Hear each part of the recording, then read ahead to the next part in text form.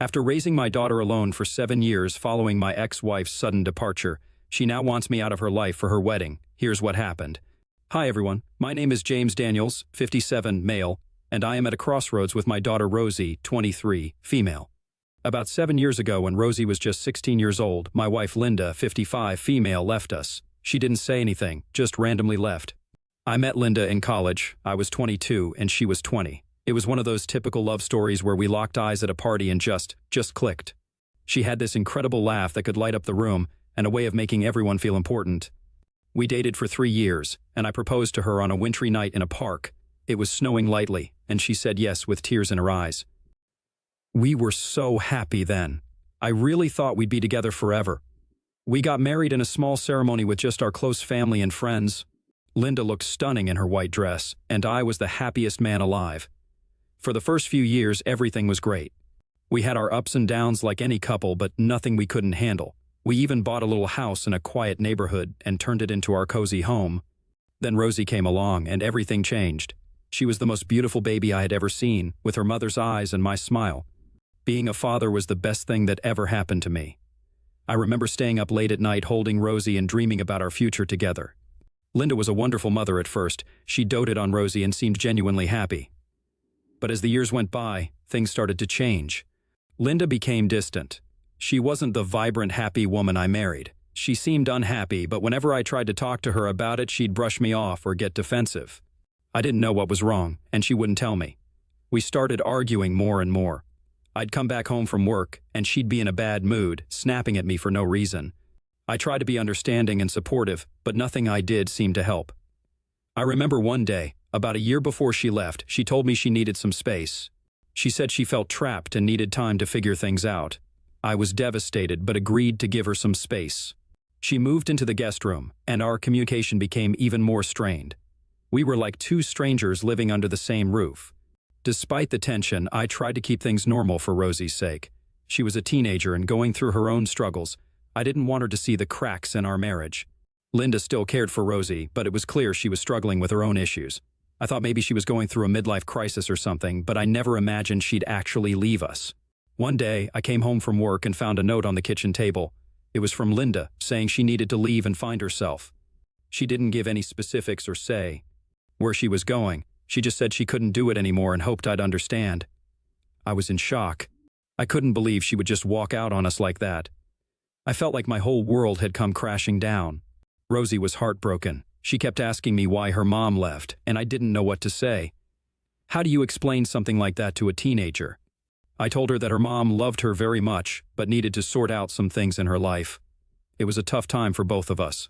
Rosie and I grew closer as we tried to navigate our new reality without Linda. Later, I found out that Linda actually left me for someone else. She sent me divorce papers a few months later. I signed them just to get it over with. Soon after that, she got married to David, 59, male. Now, as a man, my self-esteem was extremely low. There was no denying that Linda left me because David was richer. However, eventually I got over it. Finding out she left me for someone else was a huge blow. It felt like a knife in the heart. I remember sitting on the couch, staring at those divorce papers, trying to process everything. I couldn't believe she had moved on so quickly and to someone who was frankly way better off financially. It made me feel like I wasn't good enough, like I couldn't provide what she needed. David was a successful businessman. I'd seen pictures of him online, and he looked like he had it all: fancy cars, a big house, the works. I couldn't compete with that. I worked a regular job, just enough to pay the bills and provide for Rosie. Linda had always been supportive of my work, or at least I thought she was. I never imagined she wanted more, that she felt like she was missing out on the luxurious life. When she married David, I was devastated. I felt like I was being replaced, not just as a husband, but as a father too. David was the kind of guy who could give her everything she ever wanted, and that stung. I spent a lot of time questioning myself and wondering what I did wrong. It was a dark period, and I often felt like I was drowning in my own self-pity. For a while, I just went through the motions. I took care of Rosie, went to work, and tried to keep things together, but inside, I was a mess. Rosie noticed, of course. She tried to be strong, but I knew she was hurting too. She missed her mom, and it was hard for her to understand why Linda chose to leave us for someone else. Eventually, I realized I had to pull myself together for Rosie's sake, if not for my own. I couldn't keep living in the past and letting it ruin my life. Years passed, and Rosie got more used to life without her mom. She stopped asking questions and just accepted that Linda wasn't around. She focused on her college and friends, and I think that helped her cope. But then one day, out of the blue, Linda reached out to her. I remember the day Rosie told me her mom had called her. She was so excited but also nervous. She didn't know what to expect, and honestly, neither did I. They started talking on the phone, and soon after, they met up for coffee. Rosie didn't tell me much about their conversation. She seemed happy, but I could tell she was also cautious. She didn't want to get hurt again. I tried to be supportive, telling her that it was good to have her mom back in her life. Deep down, though, I was scared. I didn't want Rosie to get her hopes up and then be let down if Linda decided to leave again. Over time, their relationship seemed to grow. They would meet up occasionally, and Rosie started mentioning her mom more often. She would tell me about their chats and the things they did together. It sounded like they were getting along, and that made me happy. Rosie deserved to have her mom in her life, and I hoped that Linda would stay this time. Things took a turn a few months ago when Rosie told me that she was getting married. She was so excited, and it made me happy to see her so thrilled. She also mentioned that she would be inviting Linda and David. While I wasn't too thrilled about seeing them, I was genuinely happy for Rosie. It was her big day, and I wanted it to be perfect for her. Rosie started planning the wedding with so much joy. She talked about the dress, the flowers, the venue. I was excited to see my little girl get married and start this new chapter in her life. We had a few planning sessions where she shared her ideas, and I offered my help in any way I could. I thought everything was going smoothly and that I would be part of this special occasion. However, about 2 weeks ago, Rosie came to my house saying that she wanted to say something important. She looked serious, and I could tell she was nervous. I thought maybe she was going to ask for advice or tell me something about the wedding plans, but it was something much more unexpected. She sat me down and told me that Linda and David were willing to pay for the entire wedding, but there was a condition. They would pay for everything, given that I wouldn't come to the wedding. I was shocked. I didn't know what to say at first. I just sat there staring at her, trying to process what I had just heard. I told her this was ridiculous and that I was her father. I couldn't understand why she would agree to such a thing. I asked her who would walk her down the aisle if I wasn't there. She said David had agreed to do that. Hearing that was like a punch to the gut. I was hurt and confused. I saw it in her eyes that she had already made her decision, and that broke my heart even more. I asked her how she could do this to me after everything we had been through together. How could she just cut me out of such an important moment in her life? She almost seemed annoyed by my question, like she didn't understand why I was so upset. She said that David was better because he could afford to pay for the wedding. It was like she didn't even care about my feelings. I was heartbroken. I couldn't believe my daughter, my little girl, who I had raised and loved, could be so cruel. It felt like all those years of being there for her meant nothing now. I told her, okay, if that's what she wanted, then I was okay with it, but I wasn't fine with it at all. Inside, I was shattered. It felt even worse than when Linda left me. At least then I had Rosie to hold on to. Now it felt like I had lost her too. I was in no way a poor man. I had a good job and a comfortable life, and I always managed to provide for Rosie. But I definitely couldn't give her the kind of extravagant wedding that Linda and David could. They had money and connections that I just didn't have.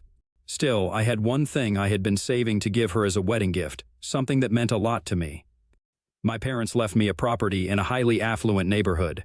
It was a beautiful house, much nicer than the one I lived in. I had always thought of it as Rosie's inheritance. I had planned to give it to her on her wedding day as a surprise gift.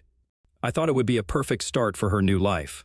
It was my way of showing her how much I loved her and how much I wanted to support her future.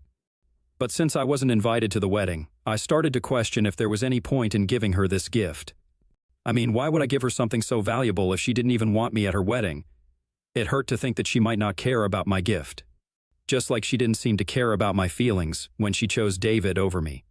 I have a niece, Lily, who's 19 years old. She's a sweet, sweet kid, and I love her a lot.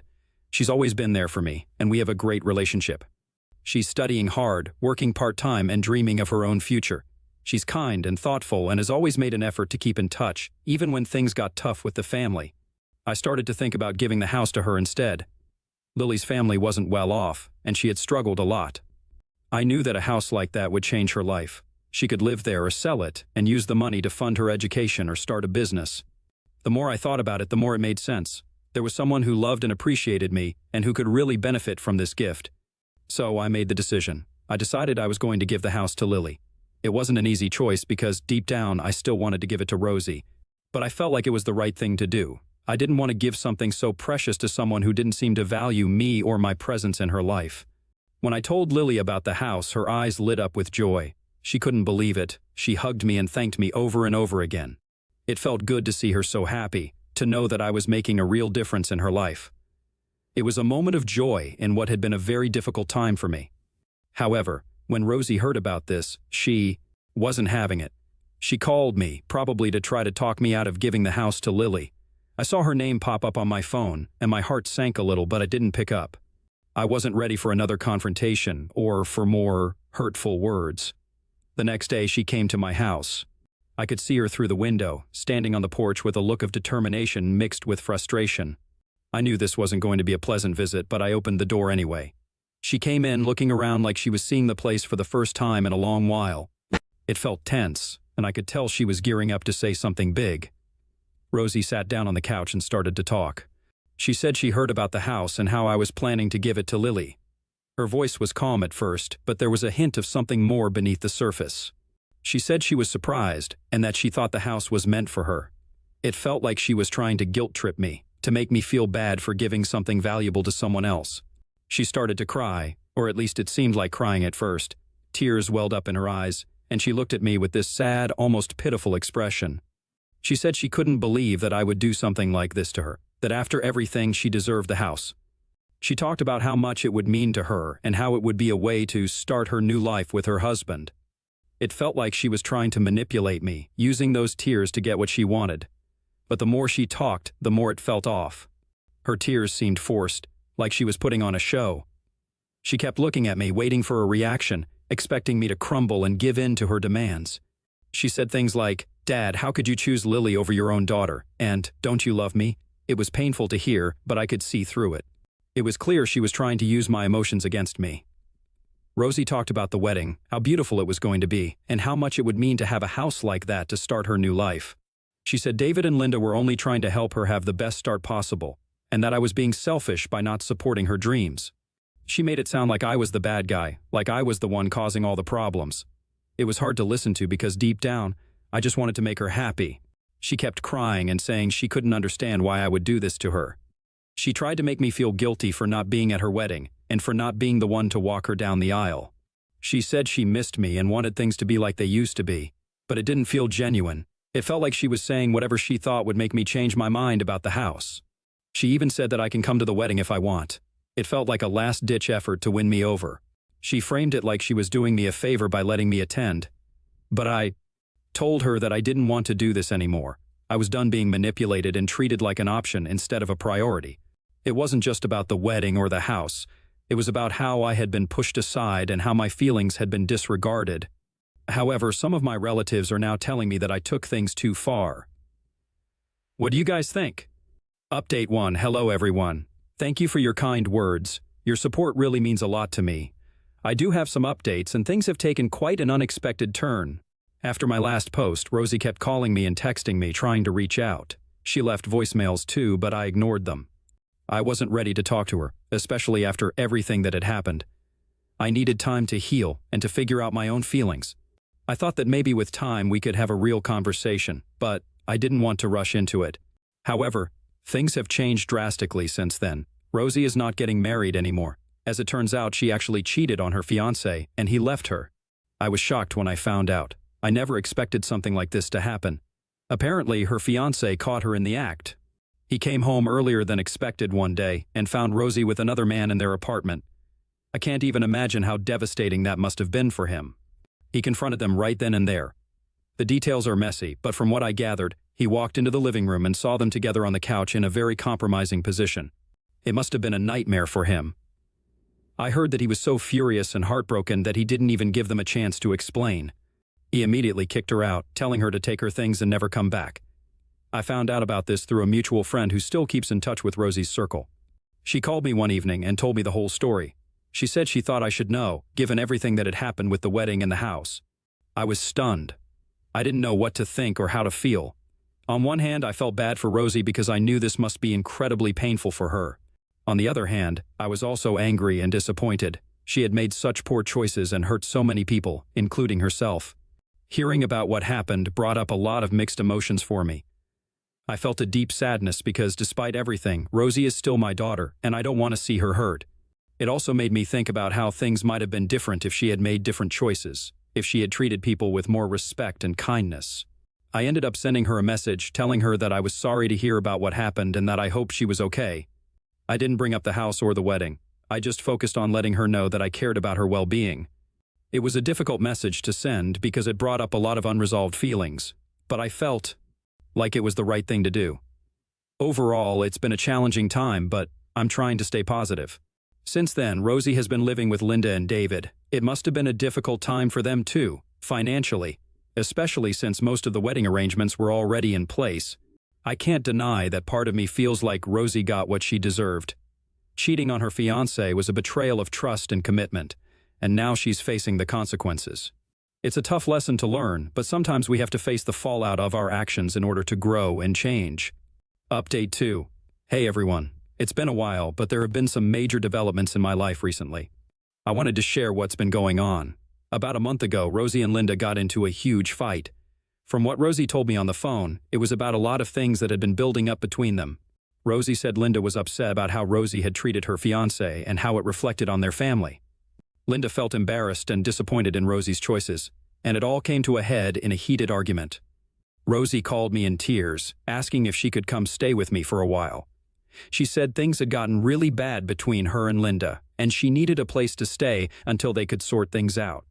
I have to admit, part of me wanted to help her. She sounded so desperate and lost, and it hurt to hear her like that. But at the same time, I knew I couldn't just welcome her back into my life after everything that had happened. The pain and betrayal were still fresh, and I needed time to heal. I told Rosie that I couldn't let her stay with me. It was one of the hardest conversations I've ever had to have, but I knew it was the right decision for my own well-being. Rosie was upset and pleaded with me to reconsider. She said she didn't have anywhere else to go and that she needed my help. It tore me apart to hear her so desperate, but I had to stay strong. I explained to her that while I cared about her and wanted the best for her, I couldn't be the one to support her right now. I needed to focus on my own healing and move forward with my life. After that conversation, I felt a mix of emotions. I felt guilty for not being able to help Rosie when she needed it most. I worried about her safety and well-being, knowing she was in a tough spot. But I also felt a sense of relief and empowerment. I had stood my ground and prioritized my own needs, even though it was incredibly difficult. Since then, Rosie has been staying with a friend for a week. She's been reaching out to other family members and friends, trying to find a more permanent place to stay. It's been a tough situation for everyone involved, and I hope she's able to find the support and stability she needs. As for me, I've been focusing on self-care and rebuilding my life. I've been spending time with friends, pursuing hobbies that bring me joy, and reflecting on what I want for my future. It's a process, and there are good days and bad days, but I'm taking it one step at a time. I know some people might think I was too harsh in not letting Rosie stay with me. They might say that family should always support each other, especially in times of need. And while I understand that perspective, I also know that sometimes tough love is necessary. I need to set boundaries for my own emotional well-being, and that meant saying no to Rosie's request. Update 3. Hey everyone. It hasn't been long since my last update, but there's been a new development that I wanted to share with you all. A few days ago, something unexpected happened. Rosie tried to get into my house. It was a shock because she still had the spare key that I had given her a while back for emergencies, before everything fell apart between us. When I arrived home from work, I walked into the living room, and there she was, sitting on the couch. I was taken aback and didn't know what to say at first. I asked her what she was doing there, but she seemed determined and refused to leave. She said she didn't have anywhere else to go and that she needed a safe place to stay. It was clear she was in a tough spot, but I was not prepared for her to show up like this. I took a deep breath and tried to remain calm, but I also knew I had to set boundaries. I told her firmly that she wasn't invited into my house and that she needed to leave. I reminded her that I had already said no to her staying with me before, and that hadn't changed. Rosie started to argue, saying that she had nowhere else to go and that she needed my help.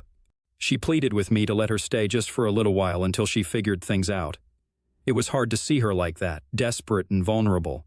But I knew I couldn't let her manipulate me into letting her stay. As the conversation went on, she became more insistent and emotional. She tried to guilt-trip me, saying that I was abandoning her when she needed me the most. It was painful to hear, but I had to stay strong. I told her that if she didn't leave voluntarily, I would have to call the police. After Rosie realized I was serious about not letting her stay, she gathered her things and left my house. I could see the disappointment and hurt in her eyes as she packed up. It was a tough moment for both of us, but I knew I had to stick to my decision. About a minute after she left, I heard the doorbell ring again. I was hesitant to answer, but I saw it was Rosie through the peephole. She asked if she could at least come in to get some stuff from her room. I didn't want to prolong this situation, so I agreed, albeit reluctantly. I waited downstairs while she went up to her room. It felt surreal knowing she was in my house, even if just for a few minutes. Part of me wanted to talk to her and try to understand what was going through her mind, but I knew it wasn't the right time. About 5 minutes. Later, Rosie came back downstairs with a small bag of her belongings, and she left. I know some people might think I should have let Rosie stay or that I was too harsh in how I handled the situation. It's a difficult thing to navigate, especially when it involves family and emotions are running high. But I also know that I have to prioritize my own mental health and healing. Update 4. Hey everyone. I appreciate all the support and understanding you've shown me throughout this journey. I wanted to give you all a final update on where things stand now. Recently, some of my relatives came across this Reddit thread and showed it to Rosie. She was upset that I had shared our family issues with strangers on the internet. She confronted me about it, expressing her anger and disappointment. She felt like I had betrayed her trust by airing our private matters in a public forum. I tried to explain to Rosie that I made the decision to share my story as a way to process my emotions and seek support from others who might have gone through similar experiences. I told her that I didn't feel like I owed anyone an explanation for sharing my own feelings and perspective. As for Rosie, I have some positive news to share. She has managed to find an apartment, a small studio about 25 minutes away from my house. It's not far, but it's a step toward independence and stability for her. I'm glad she's taking this step and finding a place of her own where she can start to rebuild her life. On a positive note, I took my niece Lily to my parents' house to show her the new place. She was absolutely thrilled and excited about it, which made me really happy. Lily is currently in college, and I made her a promise that if she finds a job nearby after graduation, she can move into the house right away. I haven't officially transferred the house to Lily yet because there are some logistics to figure out. I want to make sure everything is set up properly and that she won't have to worry about taxes or any other legalities associated with the property. It's important to me that she starts her new chapter in the house without any unnecessary stress. I also want to take a moment to express my gratitude to each and every one of you who has supported me through this challenging time. Your words of encouragement, advice, and understanding have meant the world to me. It's been comforting to know that I'm not alone in navigating these difficult emotions and decisions. So, thank you.